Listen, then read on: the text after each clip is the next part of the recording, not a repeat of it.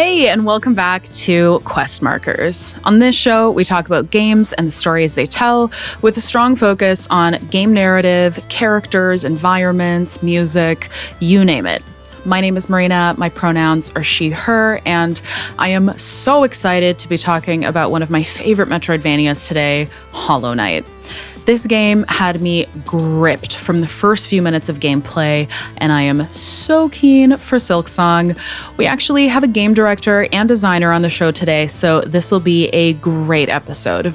Spoiler warning, as always, we cover the entirety of Hollow Knight in a lot of depth. We talk about a lot of lore, and also spoiler warning for the Dragon Age games as well in the first section of this episode. I really hope you enjoy this one. Let's get started. Hi, Sherveen. I am so excited to have you here today. I think it's going to be a really fun conversation. To kick us off, before we get into your intro, are you staying hydrated? What are you drinking? I am. I'm drinking a lot of water, I think. Amazing. I'm just trying to stay actually very hydrated. Yes. What else am I drinking? Probably more soda than is good. That's okay. Soda, coffee. Maybe, I bought some chocolate milk recently. Maybe I'll drink that later. I haven't had chocolate milk in a hot second. Oh, you gotta get some chocolate milk every now and then. It's I love this for you. I was literally in I think a Target and I was like, oh, chocolate milk. Oh my goodness, I love this for you. You're living your best life. You're living my best life, actually. Mm-hmm. I love this. I'm vegan, so I have a problem with finding anything that's supposed to be dairy free. So I would drink chocolate milk every day. I feel like if I would totally also substitute it for a chocolate oat milk. I feel like would be very good. Yeah, maybe. I don't know if they make that, I assume. Maybe. I don't know. I'm more of a soy person though. So I've got a flat white, a soy flat white in front of me and some water. I'm trying to stay hydrated, which is just a constant battle.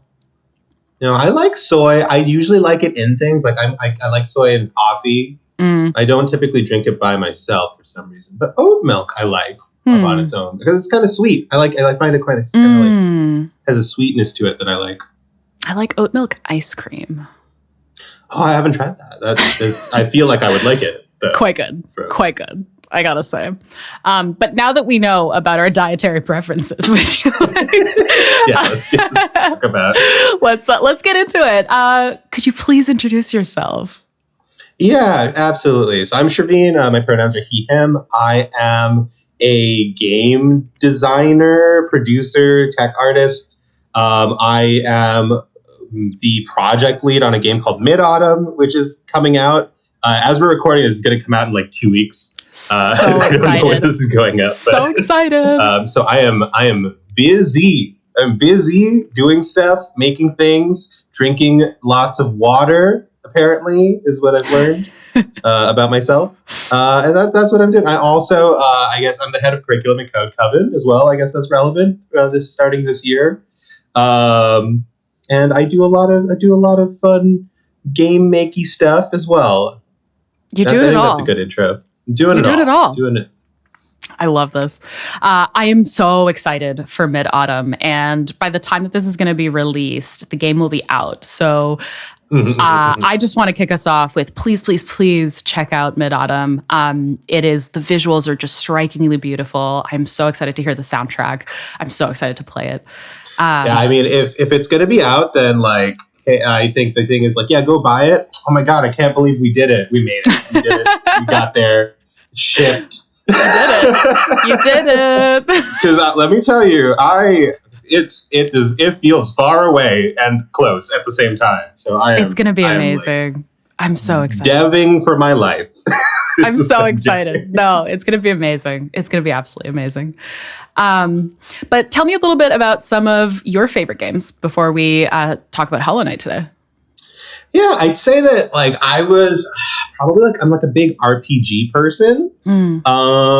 Not probably more Western RPGs than JRPGs, but I would say that the exception to that is I was a big Final Fantasy X person. Yeah. Oh, I didn't know this about you. Big Titus Yuna and Waka. You know what it was? It was like the second. It was like one of these characters. His weapon is just a ball. Yeah, It throws so at true. people, and I was so in. true. I was like, this is my favorite character. I'm in, and also we're playing like sports. Okay.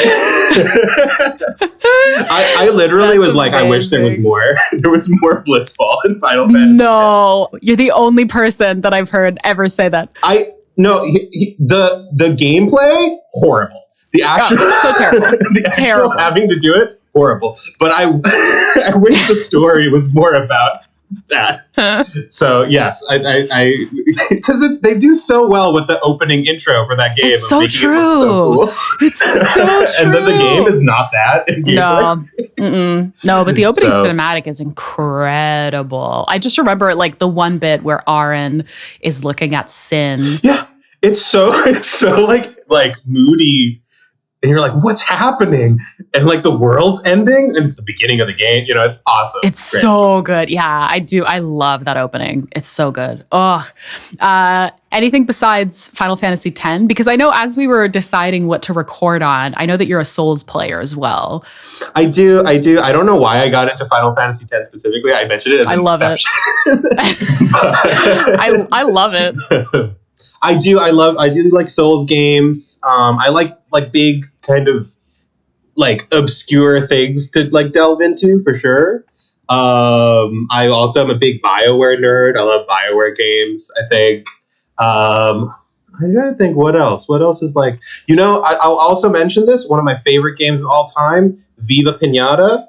That was like to this day what like such a cool game, and I never get to chat about it with anyone. Amazing. I don't know, probably like I don't know how old I was when that game came out, but everyone was like, this game for babies? And I was like, no, this is a legitimately like complex game. And that's also one of my favorites, I would say. I love this. What do you like from BioWare? I'm probably Mass Effect is my biggest, like my favorite BioWare stuff. I also like Dragon Age. I'm weirdly like, I loved Dragon Age 2, which I don't think is the most popular of the Dragon Ages, because it's an immigrant story, and I relate to that. I think it's really fun from that perspective. But definitely Mass Effect. I probably like not the best BioWare games when I think about it. Because I like Mass Effect. I think Mass Effect 2 is a better game overall, but I like Mass Effect 1 better, and it's the one I play more because it's just like, it's broken in a very fun way to me. I really like it. I love everything about it. I haven't played Mass Effect, but anything that's broken and can be just a big meme, I love that. Yeah, I think that's Knights of the Old Republic was also I love those ones. But I would say Mass Effect is like the one I probably have played the most and could like speak to. Nice. I haven't played Dragon Age 2, but I'm playing Inquisition right now, and I'm really enjoying it. Really, really enjoying it. Inquisition's really good, and the cool part about it is that, I shouldn't probably spoil it, characters from Dragon Age 2 appear in Inquisition. Yeah. I'm about halfway through Inquisition. I'm just really upset that I can't recruit Morrigan into my party. You just got to go play the first game. Yeah, that's it. That's exactly it. Yeah. But what are you currently playing before we go into the surprisingly deep lore of Hollow Knight? Yeah, I mean, I feel like I don't have time for like huge things. I think you're going to be surprised to hear this. I started playing Horizon recently. Oh, Horizon Zero Dawn? The second one. I started playing the second one. And I'm finding it quite fun in some ways, and in other ways, well, you know how I feel about Horizon. Yeah, you know how I feel about Horizon as well. Nervous laughter. I would say one of the new things in this is that they've made Aloy really, really like, I think meaner than the first game. Because she's like, I need to save the world. world, and you don't understand this because you don't understand what technology is and stuff. And I find it very funny because it's like an open world game, and you have to like go around and like do a lot of like open world things. But the whole time, Alo's like, I don't have time for any of these things. So it's just kind of ironic. So funny. That is incredible. That was the choice. Because I just find it kind of, it's like Alo's like, I don't have time. And it's like, well, actually, Aloy, we do have time. I'm going to do this puzzle. But I think that's the thing with open world games in general. When there's a story that's really urgent, it's like, I feel like it kind of takes you out of the story when it's like, you have this like amazing, huge, massive world to explore, but like also we got to go save the world. So like, which one is it going to be, you know? Yeah, and I don't think it's a new problem. I just think it's funny because I don't think they did that in the first game. So it seems like a new thing they've introduced that feels like more incongruous to me. Yeah. I've been playing, that's like probably the big game that I've been playing on and off a little bit, but I've been doing a lot more smaller games. I've been playing Dredge. I really have been enjoying Dredge. It's like a spooky, cozy fishing game. It's both spooky and cozy, I would say. I like this. I played Curse of the Golden Idol pretty recently, which I loved. It's like a mystery detective solving game. Oh, I'm into that. I'm so into that. And it's real good. It's just like so good. I played it I think in a weekend and just like didn't do anything else. I think that nice. A well-deserved break from making your own game. So it's a good break. Yeah. I love it. Amazing. All right. Well, we are here to talk about Hollow Knight with a focus on narrative and its surprisingly deep lore. So we spoke about this before we started hitting record, but I'm going to kick us off, and as succinctly as possible, I'm going to introduce everyone to, or maybe remind everyone, because if you're listening to this, you've probably already played it, about some of the details of the game and the narrative. So Hollow Knight's story actually starts way, way, way before we as the protagonists start playing the game. And so long time ago, ancient bugs worshipped something called the Void, which is this black fluid that we eventually stumble upon in the game. And they all died, and it's never explained why. And then hundreds of years later, there were civilizations of moths who were worshiping and are ruled by something called the Radiants, and I think that there's maybe some competing opinions here in the community, but who were, the Radiants controlled these moths through a hive mind. And then a great worm or god came along to this place that we eventually becomes the place that we explore, Hallownest. And this great big worm is reborn as who we come to know as the Pale King, who grants all bugs intelligence and sapience and eventually becomes worshipped and rules Hallownest after founding it alongside his queen, the White Lady. It's unclear where she comes from. And both of them are pale beings, or what is referred to as higher bugs. And so now that Hallownest is established and bugs receive intelligence and sapience, the moths abandon their worship of the Radiants and choose to follow the Pale King instead. A bunch of other bugs do as well. And the Pale King sets up shop in the White Palace and has these 5 great knights that protect the palace, and Hallownest prospered, and they created the Stagway and the Tramway and the capital of the City of Tears. And then one day a bug stumbled upon a statue of the Radiants and started dreaming about the Radiants. And this is where it gets interesting. So through the dreams of bugs, the Radiant starts to regain this hive mind again and pulls more bugs into mindlessness again. And the solution that the Pale King came up with, so as to not have this infect all of Hallownest, was saying, okay, well, the radiance spreads through minds and dreams. So what if we create a being that doesn't have a mind and that doesn't dream? And so the Pale King started to experiment with the void and figured, I don't know, maybe the best way to solve this problem is to create a bug that's half void and half bug. And so with the help of his wife, they had a bunch of void babies that they called vessels. And finally, they found the perfect one that was completely, quote unquote, hollow. And the failures, quote unquote, were sent into the abyss. So the one that succeeded was the Hollow Knight. And the Pale King trapped the Radiance inside of his empty mind, chained the Hollow Knight inside this big black egg, sealed it by 3 dreamers who were prolific bugs who sacrificed their lives to protect Hallownest. And one of those bugs actually was Hera, who decided to become a dreamer only if the Pale King would have a child with her. And that child was Princess Hornet, whom we eventually meet as a big character in the game. But the Radiants wanted to break free. And unfortunately, the Hollow Knight was not truly hollow. And it's speculated that the one thing inside of his head, the one thought that he had, was this desire to impress his father by being truly hollow. And the Radiants took advantage of that. So in order to protect the palace, the Pale King moved the entire palace into the mind of one of his guards, who still lies dreaming in the ancient basin. The Pale King eventually dies. And meanwhile, everyone in Hallownest starts becoming mindless because they get this orange infection. And it's speculated that this is the Radiants trying to create this hive mind of mindless bugs again.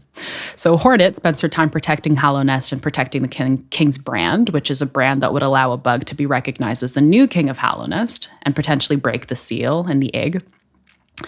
And fast forward to now the beginning of the game. We are one of the vessels that breaks out of the abyss and eventually comes back to Hallownest. And that's kind of where the game starts. And so the narrative is told in a way where we're looking back into the past. And one thing that's really striking to me, I realize this is a really long introduction, is the way that the game was written. Because when I went into it and when I started playing it, I was like, oh, cool, you play. I love Metroidvanias. This has a really cool art style. The music seems really beautiful, but I knew nothing about the story. And the first thing that you see or the first thing that you read when you enter the story is a poem, or the elegy for Hallownest. And it says, "In wilds beyond they speak your name with reverence and regret, for none could tame our savage souls, yet you the challenge met. Under palest watch you taught, we changed, base instincts were redeemed, a world you gave to bug and beast as they had never dreamed." And I'm sitting there going, isn't this supposed to be a Metroidvania about bugs? And it just gripped me. It hooked me. But I wanted to kick us off with that because I found it so striking. How did that make you feel when you first played Hollow Knight? Yes. And I also just want to say, I love hearing you describe the intro to because this is what like a good Metroidvania or this type of game does, is it makes you just have to be like, no, I have to tell you about the Pale King first. Yeah, and the significance of Void I love that about this game. But I think that poem is one of my favorite things. It's like the first thing that you kind of experience from the game. And it does so much to establish tone and mood. And to me, it reminds me of almost like something out of Redwall, or something out of you're about to sit down and read a dense fantasy novel or something. And that's what I would say, it feels like that when you're playing Hollow Knight as well. It's just an amazingly rich setting. I love the use of the word beast actually in the setting as well, which are I don't know if you've noticed, but they're referring to essentially spiders or arachnids. And so it really puts you into this mindset of how the characters in Hollow Knight, or these little bugs, perceive some of the different people and groups and factions in the setting. So just right from the beginning, having that right there, because you don't even, I think, meet any quote unquote beasts until much further on in the game. So having that be one of the first things they tell you, I think is so evocative. I love it. And maybe we can continue talking about the beginning of the game, but you're quickly introduced to this elegy. You're quickly introduced to the soundtrack because you get to Dirtmouth pretty much right away within 10 minutes of playing, which is kind of the hub town. You're introduced to the music there. You're introduced to a bunch of characters there, and it's this really desolate, isolated place. And I just found that entire intro sequence so striking, and it hooked me from the very beginning. At what point did you know that you actually wanted to play this game? Because when I played it, I think when I forget what year I played it, but it was my Nintendo Switch at the end of the year gave me my excuse me, my Wrapped, quote unquote. And Hollow Knight was one of those, like, you played Hollow Knight for 16 hours on this day. It just like, it had me gripped. So at what point, because it was the introduction for me, did the game just completely hook you? So I think I was aware of Hollow Knight when it was doing its Kickstarter. But I think it was like, oh, cool. It's like a Metroidvania, and it's like, you know, like, here are the elements. It's got like this kind of like cartoony art style. It's about bugs. And then I think it was later, one of my friends was playing it, and I was like, oh, that game came out.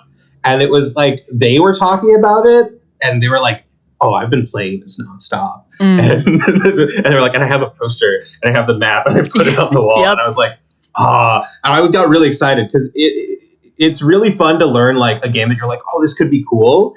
Is like, oh, it feels, it's doing what makes it like bigger than the sum of its parts. And it's very clear like when someone's getting excited that way. So I was like, oh, I'm getting it now. I'm in. And I went and got it. And then like, yeah, I was like probably like invested from like day one. Like it was so fun. And I just love, like you were talking about that feeling of like isolation that's like there immediately, and it's just the sound design too. It's like all echoey, and you always feel like you're underground. Like even like I think it's just this beautiful like establishing of tone there. I could not agree more. And with every area that you go to as well, it just feels so different. It feels like it's got its own personality. And to your point, like, I really think that the art style tells a story. I want to maybe talk about some of your favorite environments in the game, because for me, when I got to the City of Tears, I was like, oh, this is amazing. Just the architecture and the music and the rain. I loved it so much. But I want to talk about some of your favorite environments. Yeah, I think, City of Tears is really big there because I think it's like the first time that you're seeing the kind of like scale and like magnificence of this kingdom that's only kind of been described to you. Because up until that point, you're seeing like Durthmouth is like it's just this decrepit like little place. And once you get there, like to the City of Tears, it's like, oh, okay, like this was like this actual place that people lived is really cool. And I also just love the detail of the rain in that city coming from that giant blue lake, and just like things feeling interconnected. I would say my favorite area in Hollow Knight is probably just Green Path, which is like the second zone. Yeah. I love that just in how it changes up the feel of the, like, going from the first area to Green Path feels like such a interesting change. It really feels like you're it does have that feeling of like, oh, I'm going into the wilderness. Like things feel a lot more dangerous when you're first playing than it actually is, you know? I think that I will also say, I think when we were doing like the second area in Mid-Autumn, I know it's come a long way now, but we absolutely were having chats about like the Green Path is like really good. So I think there's definitely like, I've been influenced by that a lot. So I think that's why it's one of my favorites. I love that. Green Path is beautiful too. And you're right. Like there's a massive contrast between the first area and the second area. And I think that change helps keep it interesting for the player as well. So I think Green Path is the first time where we encounter Hornet. Is that right? Yeah. Yeah, that's true. Before we talk about Hornet, did you have a least favorite environment? Okay, I think a lot of people will agree with me that it's like Deep Nest is horrible. But it's I think it's impressive how off-putting they make it. I would say a close second is probably the Royal Waterways is where the Fluke Farm and like the Flukes are. Flukes are they creep me out. Don't like them. Agreed. Sometimes they're cute, but when I'm when I'm using the charm, they're cute. When I'm near them, no, I don't want to go near them. No, absolutely not. So, yeah, definitely that. And I think who is there's the character in Deep Nest as well. That's like one of the weavers that has like the math. You know what I'm talking about? Yeah. and Hollow Knight does this a lot with character designs that I love, where it's like, oh, this character seems normal. Actually, no, their design's really messed up. A little JK. Yep. I think the midwife, right? Like that. I think that's the one. Oh, yeah. I think you're right. Yeah, towards like the very west, the very end of the like map. Yeah. Oh, just. Ugh. Yeah, I 100% agree with you on Deep Nest. I have a huge fear of spiders. And it was so dark and claustrophobic. And to your earlier point, they did such a good job of creeping you out with the audio. I had to I had to play it with like audio on very, very low at points because I couldn't handle it. It was so also creepy. You can get stuck. You can accidentally get stuck there and like fall in there. And it's the it's the scariest thing. Because it is such a departure from like the tone of the rest of the game too, and you're just like, but in a way that makes perfect sense. And like I said, going back to the poem, you're like, oh my god, the beasts! We're in the place where the beasts are, and you feel like genuinely on edge and like in a sense of danger. Yeah, 1,000%. I think they did an incredible job. I hated being there, but I can appreciate it as a player.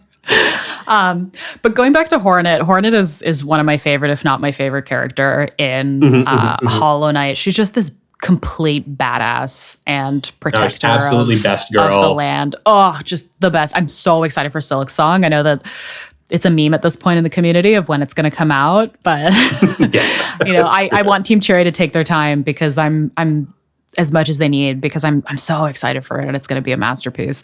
But did you have any favorite characters or characters that stood out to you? I think that's the strength of this compared to, I would say, like other Metroidvanias or Souls-like for me. I think Hollow Knight really, not to say that the other ones do a poor job, but I think Hollow Knight really excels in a particular kind of appeal with their characters. Like meeting Hornet, you're like really excited to meet Hornet every time. You're like, I think like Quirrell is really fun. I love Sly. Like, did you get to the point where you find out that Sly has like the shopkeeper in Dirtmouth has like a whole secret backstory? Yeah. The shopkeeper in Dirtmouth. No, I don't think I did. Bug. He sells. No, I don't think I did.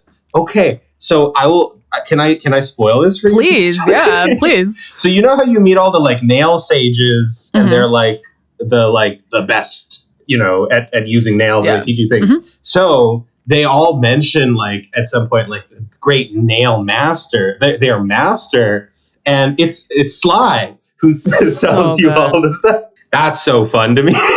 So good. It's like there's such a fun like trope of like the character who's like unimposing but is like secretly like absolutely the greatest warrior of the. Yeah, it's super fun. I also just like Corn. Like I think all of them are so captivating. I like Cornifer, just the fact that he's always so chill every time you find him in the like scariest places. Just like, hey, what's up? Just hanging out. And I would say, I don't know, I could literally like talk about a lot of different characters that I love. But I will say, as like a fun, like I think one that people won't say as much. I think, what is her name? I think it's like Mirabelle, maybe the banker who scams you. I love. But they're all so good. They're all like my buds, is what it feels like. You're like, the last stag. I'm so good to see you. Yeah. Or just like fun character design things. Like, I don't know if you finished the Hunter's Journal. I didn't know. But the Hunter. Okay, so you know how he's in a big giant cave basically with like his like creepy glowing eyes. So you learn when you finish that quest that it's not a giant cave. He's just basically wearing a really big like mossy hoodie. And he's like huge. He like stands up. Yeah, you should Google that. It's a really silly looking I should image, or I should go back. Yeah. Oh, I love that. So. Yeah, I do agree. I think they did a really good job of kind of making you feel at home because many of the characters are just like, hey, what's up? And like, we'll sit and talk with you. I actually really enjoyed, I think this might have been part of the DLC? The Grim Troop or the God? Yeah, the Grim Troop. I Troop? really enjoyed. Yeah, I really enjoyed that bit of the game. As well. I never ended up doing, I think it was the Pantheon. I never ended up doing that, but I really enjoyed the Grim Troop and I think Hidden Dreams as well. Excuse me. I thought was fun, but yeah, I think that they did a really good job, to your point, of making the characters almost feel like a community in a way. Yeah. And so it was always fun getting to a new area and being like, oh, who am I going to meet here? Like, first of all, is there anyone that I'm going to meet here? And if so, who am I going to meet here? Is it going to be a returning character? Is it going to be someone new? How are they going to keep pushing the story forward? And I think an aspect of this as well is that it has a much more like cartoony or stylized aesthetic than a lot of these genres. Like a lot of other Metroidvanias are much more like not photoreal, but like more like human proportions essentially. So the character designs feel very like packed with like information about these different characters as well. So you go up to them and you can totally tell like, oh, this is like this character's friend shaped, you know, and you're going to go and like talk to them. And then sometimes they pull the rug from underneath you with some characters too. Yep. I love the art style of Hollow Knight in general. And I mean, after its release, we saw so many indie games kind of going in that direction as well, with good reason. Like I don't know. I think there's something very striking about it. This is a bit of a tangent in terms of the narrative, but I know that you've been in Australia, and so I've never gotten to talk about this with anyone because I don't think anyone's ever had the frame of reference for this. But so Team Cherry, Australian game studio. Yep. Do you pick up that the setting of Hollow Knight is also like uniquely like Australian as well? Like there's a ton of like Australian vibes to it. Does that read for you at all? I mean, I will say, I think that they captured people's fear of Australia in Deep Nest really, really well. Okay, so I will say. Here is what I will say. I don't know. It strikes me as being like only could have come from an Australian studio. Oh, in what way? There's just some certain things that I find very interesting. So, for example, the feel of the like tram system and like the infrastructure of Hallownest is very Australian to me, and also the naming conventions. Even though it's like this big like fantasy like thing, if you go like you will have noticed that lots of things in Australia also are like the fact that like the Queen Station, the King Station is like a fantasy version of like something that happens in a lot of Australian like places for real as well. You know, like I don't know, like Queen Victoria Market or something like that. And the fact that it is called a tramway as well. Yes, it's such a like to me, and also Dirtmouth feels very much like you're just in the like you know like I guess maybe not the outback necessarily, but like, you know, like more rural areas. It reminds me of that too, for sure. And I think, I don't know if this is real. I always go like, this feels like something an Australian team would have made. I love that. And it's just not, I just don't think it's very obviously like Australian, but it feels correct to me that these are the choices they made. Yeah, I'm trying to think now. I think tramway, I think Deep Nest. Deep Nest, I think, plays on people's fears of what I think people think Australia is. But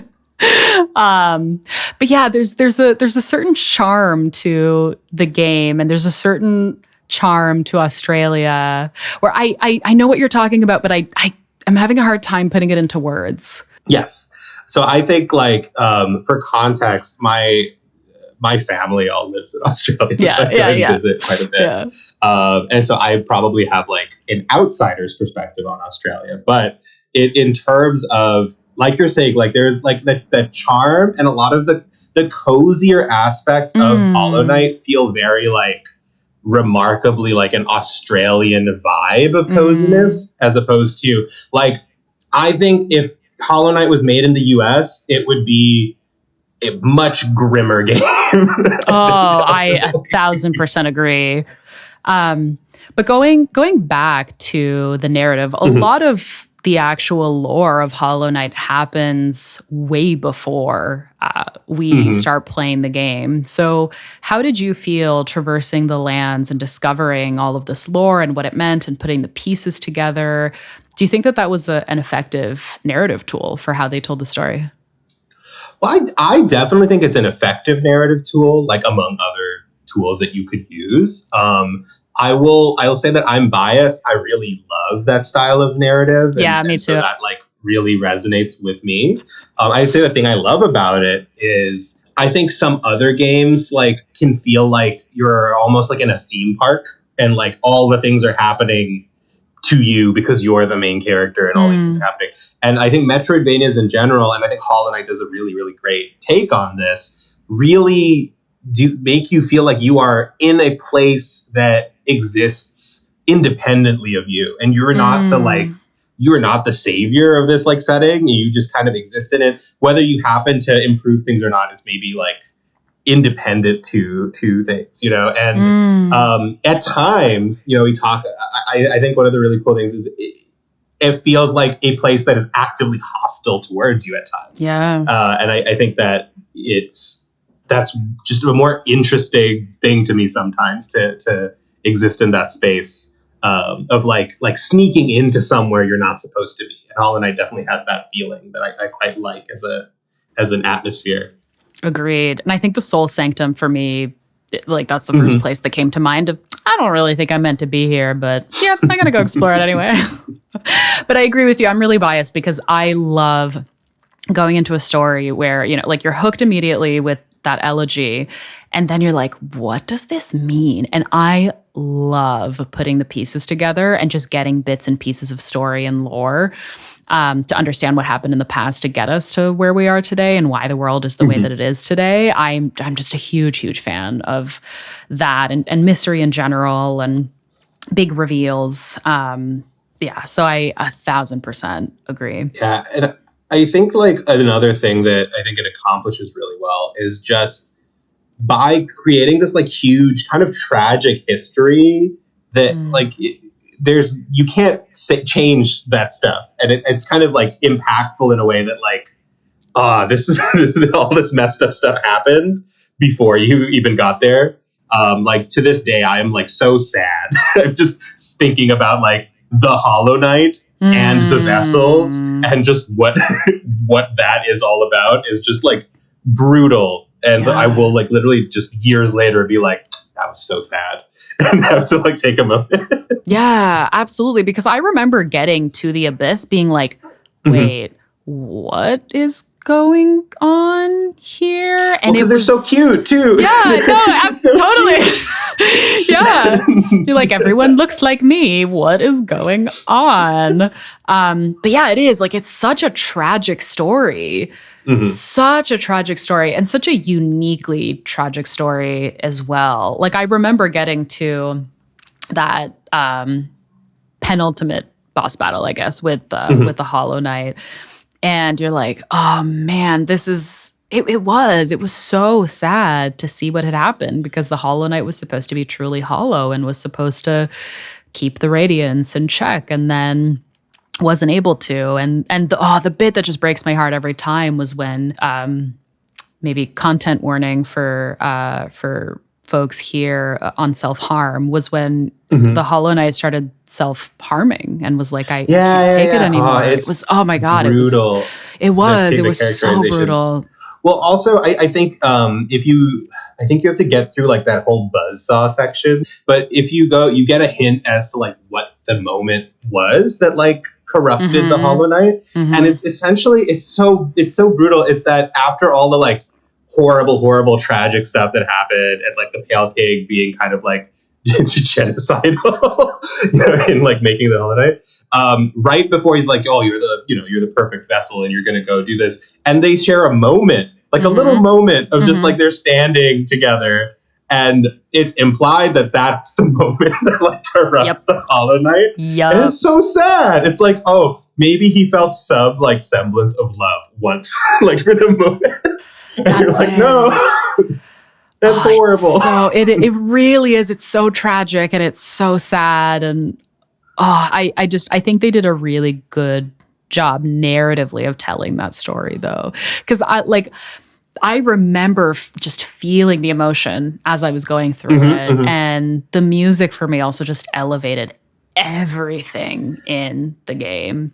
Everything. And I think Christopher Larkin did such a good job. And I think that is a unique thing, like compared to other games in the genre. I don't know that like I love aspects of other Metroidvanias and things like that, but like Hollow Knight has a very visceral feeling to its narrative that somehow exists despite the fact that it's kind of like spoon fed to you drip by drip. Where it's like, I think a lot of other narratives like that, you kind of have to think about it for a while, and then you're like, oh, this implication is really messed up. But I think Hollow Knight, you understand when you're witnessing it that it's like messed up, and you don't necessarily know why, but you're feeling it. It does a really good job of conveying it to you. Yeah, I agree, because even when you don't have the full pieces of the puzzle together, I 1,000% agree with you. You viscerally feel the emotion. And they do such a good job of telling that story and of getting that emotion out of the player. Genuinely incredible what they were able to make in that period of time. But it's so good is the thing. And I think it speaks to like what can come out of like just like making something, right? Like not necessarily thinking about like, oh, let's get all these resources together and like do something. But I think it really is like, one, the voice that they establish is so strong, like the entire game. It feels like so specific.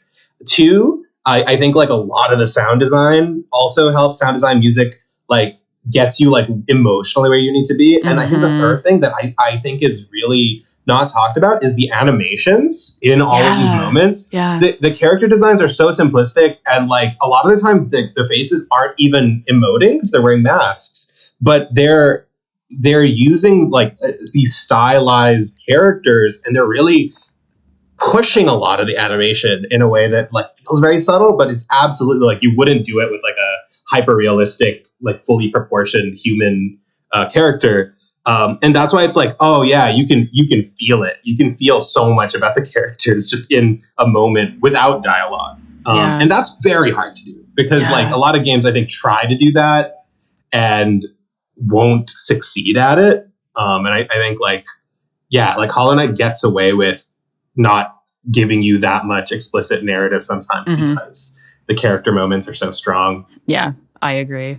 And just going back to music again, like I think Christopher Larkin did an incredible job with the soundtrack because to your point, even when you don't fully understand every piece of the story, it's there to bring out the emotion out of you. And a few songs that stand out to me, I actually really love Hornet's theme, The City of Tears, Soul Sanctum. I love the Resting Grounds theme. Yes. So good.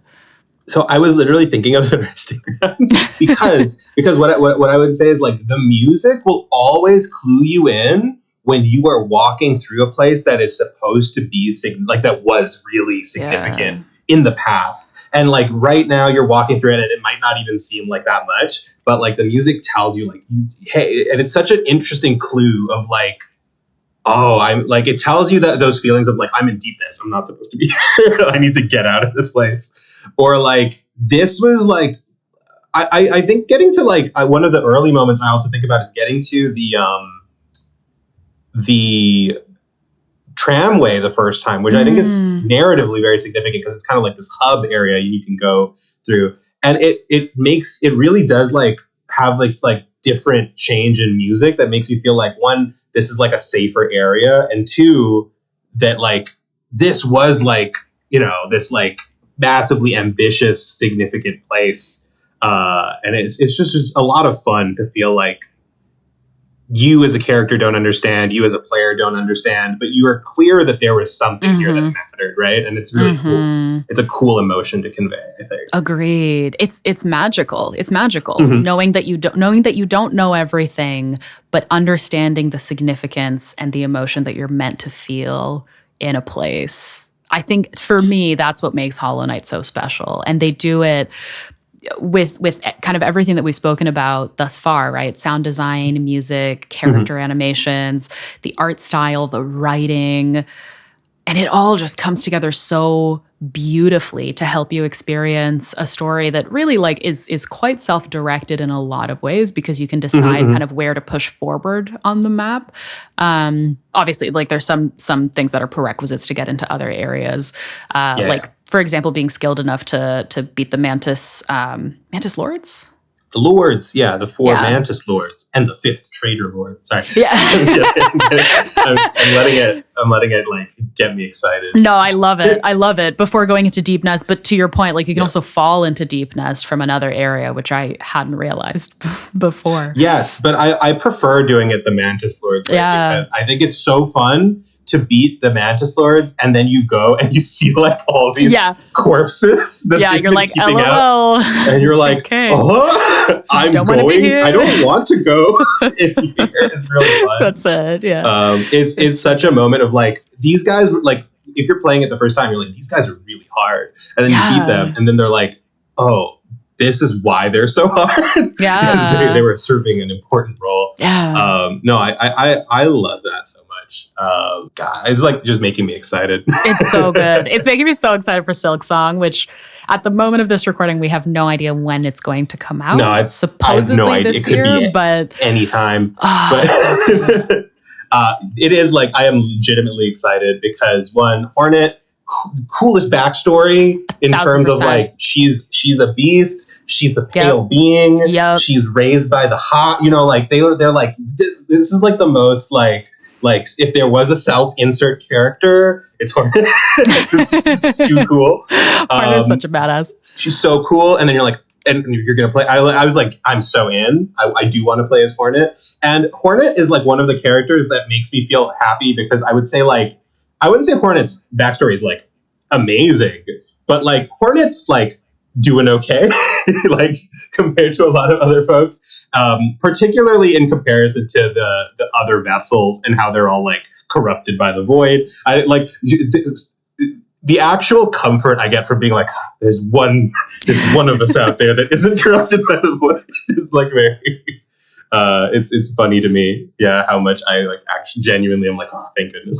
Yeah, no, me too. And I'm so excited to play as Hornet as well. Because Silk Song was originally supposed to be DLC for Hollow Knight, and I'm glad that it's not. I'm glad that it's going to be its own game. Yes, and I think I'm also very excited that they're doing that. So good. Also, we're getting to time already, which I haven't realized that we've already been recording for so long. So, any final thoughts on Hollow Knight, which is really hard because we could talk about this for another few hours easily. I have 2 things. I will say 2 things because I think it's good to point out. One of the things I love in terms of how it affects the narrative, but these are, I think, probably more designy things.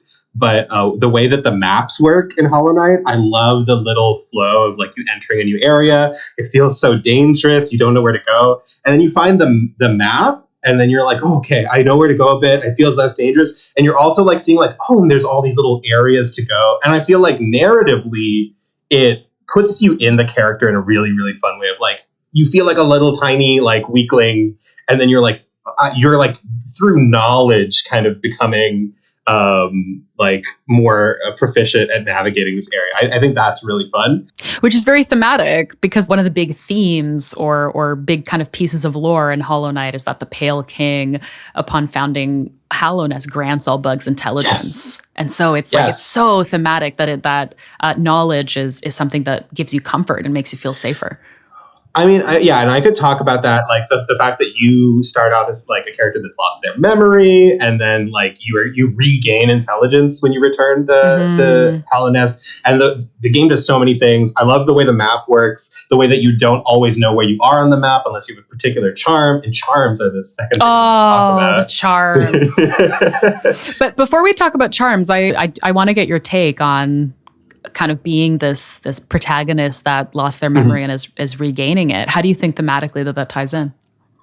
I think it's like, one, it puts you, I think it's a very relatively common thing in a lot of games. It puts you in a similar position as the player to your character, where you are learning things for the first time, your character is learning things for the first time. I don't think that that's particularly like groundbreaking. I think where Hollow Knight excels with this is just the texture and flavor of what is going on. The idea is that, like, my understanding of it is that being in Hallownest grants you intelligence and is like kind of like this hallowed space, right? Because of that. And if you leave, it's this brutal irony of like, you can't leave Hallownest, which is imploding and being destroyed, because if you leave it, you lose your sense of self and you become like a mindless bug. But and also there's no guarantee that you'll ever find your way back, is the way that I see it, at least. But also, if you're in Hallownest is not a good place to be either. So it's this brutal, like, between a rock and a hard place situation that I love. Because there are so many times in Hollow Knight where I'm like, man, I wish I could go somewhere. I wish I could take this little guy somewhere safe, but there's nowhere to go. So we trudge onward. Yeah, I think that's very fun.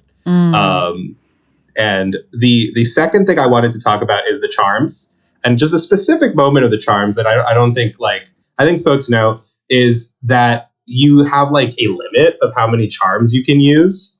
But if you try to put like an extra charm on there that won't fit, and you just try enough, the game lets you do that. Wait, what? I didn't know that. Ooh, Marina. What? I didn't know that. Go boot up the game right now and like get like one like little space. No way. And then like it'll go like bam, right? Like it won't let you do it. But just try like 3 or 4 times. And it's like Hollow Knight is filled with all these little tiny little secrets that again ties into this fact of like you're uncovering this whole world.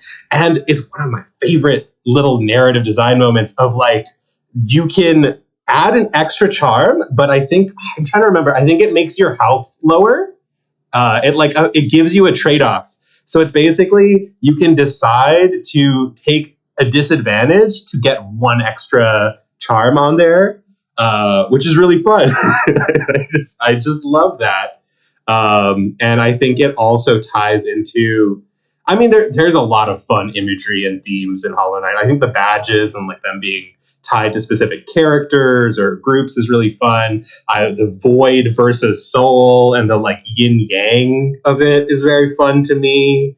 The fact that, again, going back to how feels very Australia, there's like a whole like colonizer narrative going on with the Pale King as well.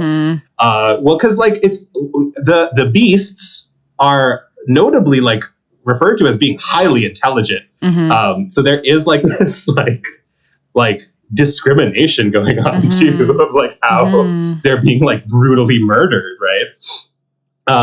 So just like so many aspects that I love about this game and the way that they're telling the story, and that I can like think about for just extended periods of time. So I'm very excited. Well, you'll have to come back to talk about Silksong then when it comes out. Yeah, can I? This is like being like the Hollow Knight person on a podcast. Sounds like such a dream.